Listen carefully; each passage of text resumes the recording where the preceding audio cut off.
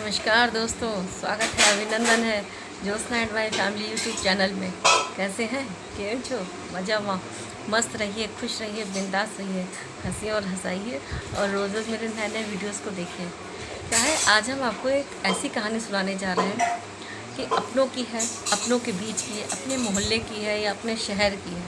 कहते हैं ना, एक आपने शेर सुना होगा, हमें तो अपनों ने गम दिया, गैरों में दम कहाँ था। हमें तो अपनों ने गम दिया, गैरों में दम कहाँ था। डूबी थी मेरी कश्ती वहाँ जहाँ पानी कम था।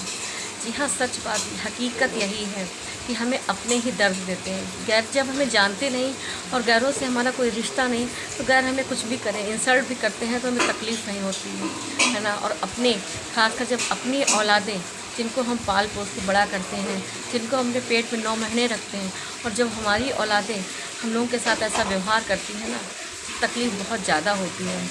घर में तो तकलीफ़ें सभी देते हैं, चाहे ससुराल में सास हो, ससुर हो, जेठ जेठानी, नंद, कोई भी हो, है मैके में, चाहे भाई भौजाई कुछ भी हो। हम एक बात बता रहे हैं, एक जनरल बात बता रहे हैं। लेकिन जब अपनी औलाद, जिसको हम इतना एक अपने दिल से लगा के रखते हैं, दिल का टुकड़ा समझते हैं, क्योंकि माता को माता नहीं होती, पूत कपूत हो जाती है। और एक जनरल सी बात है, हर घर की कहानी है।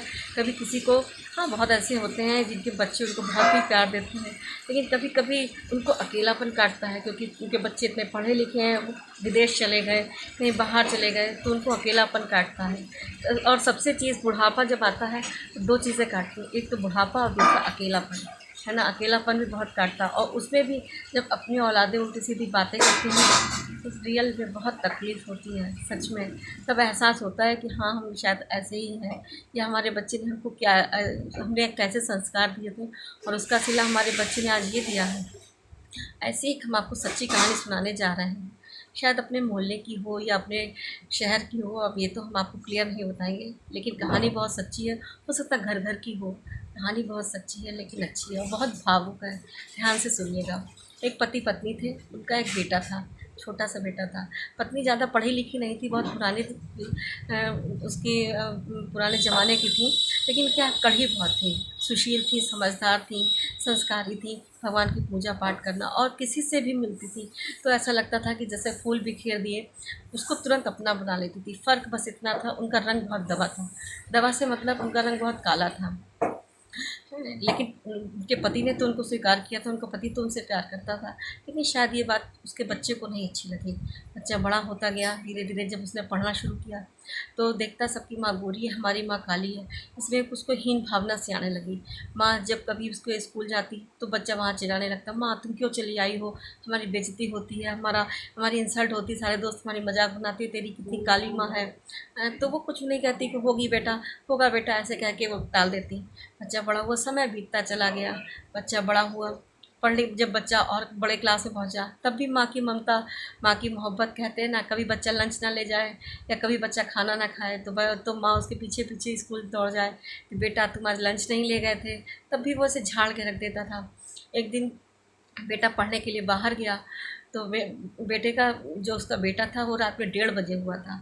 हर दिन के 1:30 बजे को वो याद करती थी कि आज हमारा बेटा 1:30 बजे पैदा हुआ है। बेटा बड़ा हुआ, पढ़ के बाहर जब चला गया तो एक दिन उसने जब गया तो उसके दूसरे साल उसका जब बर्थडे आया तो रात में उसने 1:30 बजे फ़ोन किया, बेटा जन्मदिन मुबारक हो।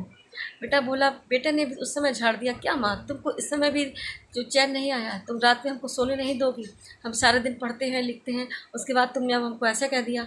माँ ने फ़ोन काट दिया। तुरंत पिता ने फ़ोन किया, बेटा हैप्पी बर्थडे। तो बेटे ने कहा, हाँ थैंक यू पापा। तो पिता ने कहा, बेटा तेरी माँ पागल है, पगली है, उसको छोड़ दो, उसकी बातों पे इतना विश्वास मत किया करो।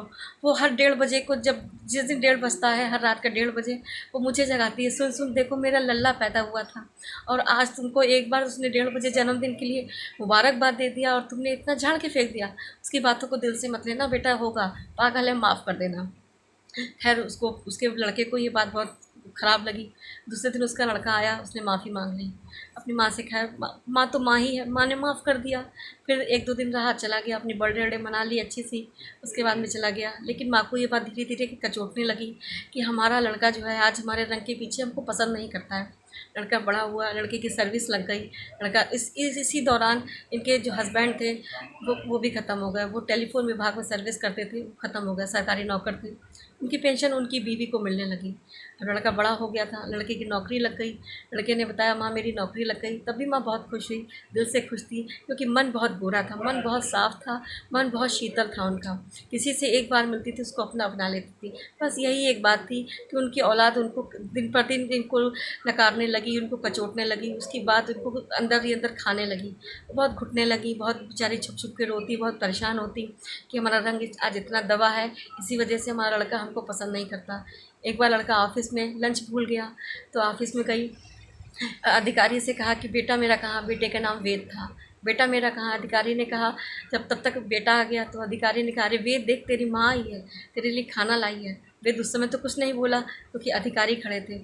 जब अधिकारी चले गए तो वही वेद ने वहीं ऑफिस में अपनी माँ को झाड़ के रख दिया। माँ तुमको तमीज़ नहीं है, माँ तुम यहाँ चली आती हो, माँ लोगों के सामने, चपरासियों के सामने, अधिकारियों के सामने मेरी कितनी इंसल्ट कर दी कि इसकी माँ कितनी काली है, इसकी माँ कितनी ख़राब है। क्योंकि ये सुन के बेचारी माँ क्या कहती, क्योंकि उसका तो पति भी ख़त्म हो गया था, अब तो बेटे का ही आसरा था, और बेटा तो शुरू से ही उसको इसी बात पे झाड़ता था। खैर कोई बात नहीं, बहुत, लेकिन तब उसको बहुत तकलीफ़ होने लगी, क्योंकि बेटा बड़ा हो गया था, उसकी भी इज्जत थी, है ना। और उसके सबके सामने जब बेटे ने अपनी माँ को झाड़ना शुरू किया तो माँ और ही अंदर अंदर टूटती चली गई। उसने बाप बेटे की शादी कर दी। जब बहू भाई कहते हैं ना, जब बेटा ही ख़राब है तो फिर बहू, तो फिर जब बेटा ऐसे हरकत करेगा, अपनी माँ को परेशान करेगा, तो फिर बहू क्यों नहीं करेगी। बहू ये देखती, तो एक दो बार बहू ने टोका भी, लेकिन तब भी जब लड़का ऐसा कर रहा था तो फिर बहू ने भी ऐसा करना शुरू कर दिया। आखिरकार एक दिन लड़के ने तबादला करा लिया कि रोज़ रोज़ माँ की हम ना शक्ल देखेंगे, रोज़ रोज़ अपनी मनहूस शक्ल दिखाती हैं। उनकी बहू भी कहने लगी तुम्हारी माँ इतनी मनहूस शक्ल हमें दिखाती हैं, ऐसा करो कहीं तबादला करा लो। लड़के ने भी तबादला अपना करा लिया, ना माँ को देखेंगे, ना रोज़ खटखट पटखट होगी। उसके बच्चे भी हो गए। खैर तब भी बहुत खुश हुई, चलो हमारे पोती पोता हो गए, हमारा तो वंश बढ़ गया, हमारा संसार बढ़ गया, बेटा जहाँ भी रहो खुश रहो। कहते हैं ना, बस केवल रंग काला था, मन की बहुत साफ़ थी, बहुत शीतल थी, बहुत सुशील थी। कोई भी जरा सी भी पैसे पेंशन लाती, पेंशन में अपना अकेले कितना खा पी लेती थी, है ना, क्योंकि लड़का तो अपना कमाता खाता था। लड़का ना एक पैसा देता था ना एक पैसा लेता था। लड़का बहू और बच्चे उसके रहते थे। जब माँ फ़ोन करती तो बहू उठाती, माँ जी वो ऑफ़िस गए हैं। ऑफ़िस में कभी भी फ़ोन करती तो बेटा कह देता माँ बहुत बिज़ी हूँ, मैं इस समय रात में बात करूँगा। ना रात आती ना कभी बात होती। बेचारी बहुत परेशान रहने लगी। धीरे रोज़ याद करती, अपनी टूटी फूटी भाषा में अपने लड़के को खत लिखती। जाने कितने, उसने 50-100 खत लिख दिए अपने लड़के को। बेटा तुम्हारी याद आती है, बेटा हमें ऐसा लगता है। एक दिन करते पड़ोसी कभी हाल पूछ लेते, कभी उसका ध्यान रखते, कभी कुछ भी करते। ऐसा करते करते कभी खाना दे जाते। ऐसा करते करते महीनों बीत गए, समय बीतता चला गया, लेकिन लड़के का कोई फ़ोन नहीं आया। हर रात हर दिन वो इंतज़ार करती कि बेटा अब हमारा दिन भर खाली होगा, अब रात में हमसे बात करेगा। पूरी रात गुजार डालती, कभी सो नहीं पाती कि हमारा बेटा हमको फ़ोन करेगा, हमारी बहू हमको याद करेगी। शायद कोई त्यौहार उसके साथ नहीं गुजरा, क्योंकि उसका रंग दबा था ना, इसीलिए। कहते हैं ना, ये बात बहुत इमोशनल और बहुत सच्ची, मुझे भी देखिए रोना आ गया। लेकिन क्या भगवान करे कभी ऐसा ना हो किसी के साथ, क्योंकि हम भी एक माँ हैं, आप भी एक माँ हैं। और कभी जब दुनिया की तकलीफ़ें औरत सह लेती है, लेकिन अपने लड़के की, अपने बच्चों की तकलीफ़ें औरत सह नहीं पाती है, क्योंकि उसके वर्ड्स जो है कचोटने लगते हैं। एक दिन क्या हुआ, समय बीत गया। एक दिन उसकी माँ ख़त्म हो गई। जब ख़त्म हो गई तो पड़ोसियों ने फ़ोन कर दिया, वे तेरी माँ ख़त्म हो गई है, अब तू है तो आ जाओ, अपना इनका दाह संस्कार कर दो, क्योंकि तुम्हारे रहते दाह संस्कार हम लोग पड़ोसी लोग नहीं करेंगे। खैर आया, बेटा आया, क्योंकि तो वो तो यही चाहता ही था कि माँ हमारी माँ को ना देखे, क्योंकि माँ इतनी काली है, माँ ऐसी है, माँ वैसी है। माँ आया, लड़का आया, बहू आई, बच्चे आए, दाह संस्कार हो गया।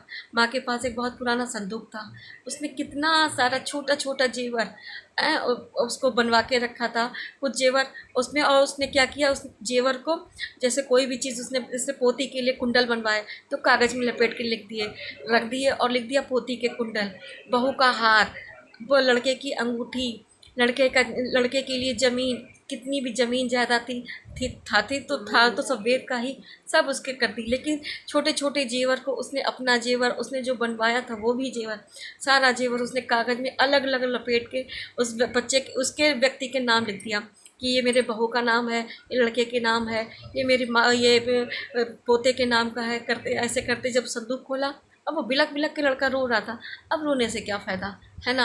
कहते हैं कि कभी इतना सताना नहीं चाहिए। और फिर माँ तो माँ ही होती, माता को माता कभी नहीं होती, चाहे जैसी भी माँ हो, पूत का पूत हो जाता है। तो कभी भी हम, जितने भी मेरे व्यूअर्स देख रहे हैं या नहीं भी देख रहे हैं, हम उनसे सबसे कहना चाहते हैं, प्लीज़ कभी भी किसी के सुंदरता को देख के उसके मन की सुंदरता को आंकना नहीं चाहिए कि वो अगर ऊपर से नहीं सुंदर है तो क्या मन से नहीं सुंदर होगा, ऐसा नहीं है। और फिर आप अपनी माँ बाप का, किसी का भी सम्मान करिए, लेकिन औलाद, कहते हैं ना, अपनी औलाद का दुख तो औरत नहीं झेल पाती है, क्योंकि औरत की तो ज़िंदगी झेलते झेलते ही बीतती। मैका होता है तब पिता की डांट पड़ती है, फिर बड़ी होती है, भाइयों का एक सख्तीपना, एक चिल्लाना, एक अंदर अंदर सीमाओं में रहना। उसके बाद में जब शादी हो जाती है तो पति की एक बाउंडेशन, पति की सीमाएं, ऐसा नहीं करना, वहाँ नहीं जाना। उसके बाद में जब बेटा हो जाता है तो बेटा बड़ा होता है, बेटा भी अपनी इच्छाओं को ऊपर लाता है, औरत कभी अपनी ज़िंदगी नहीं जी पाती। तो हम बस, कहने का तात्पर्य मेरा ये है कि माँ चाहे जैसी भी हो, आपकी माँ है, आपके लिए अच्छी है, उसको प्यार करो, है ना। और कभी रंग पे या कभी किसी को देख के या किसी की चीज़ के लिए इंसल्ट मत करो, ठीक है। आपको अगर मेरा वीडियो अच्छा लगे तो लाइक शेयर कमेंट ज़रूर कीजिएगा। जय माता दी, खुश रहिए।